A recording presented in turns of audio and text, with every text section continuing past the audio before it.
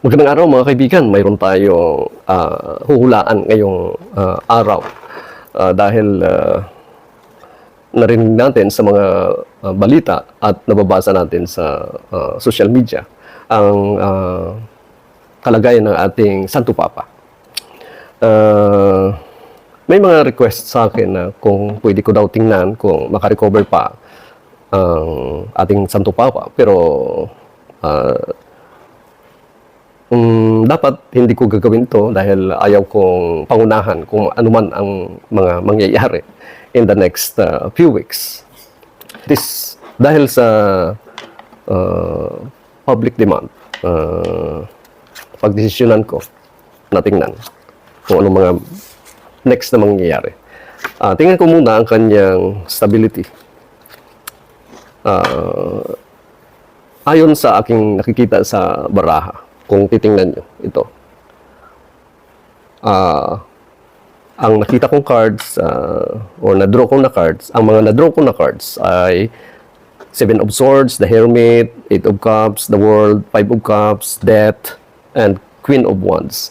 So, lumalabas dito na ang buong mundo maging malungkot dahil sa kanyang pagpanaw. At sa ngayon, hindi na stable ang kanyang kalagayan. Mayroong nakikita na problema sa kanyang lungs, kidneys, and sa kanyang tinatawag na circulatory system. So, kung tingnan natin ano mangyari this month of February and March up to April, itong February, March, saka April.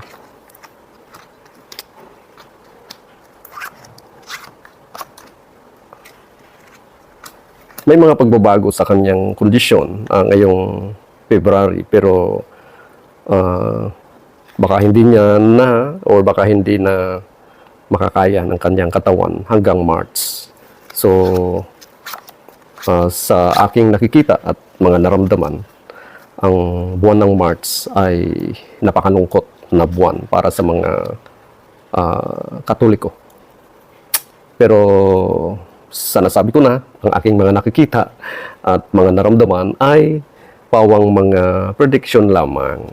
Hindi ko sinasabi na mangyayari ito, may posibilidad lang. At hintayin na lang natin ang mga susunod na pangyayari.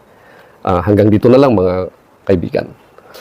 Kung nagustuhan mo ang video ito, like, share, and subscribe. Maraming salamat po. Bye-bye.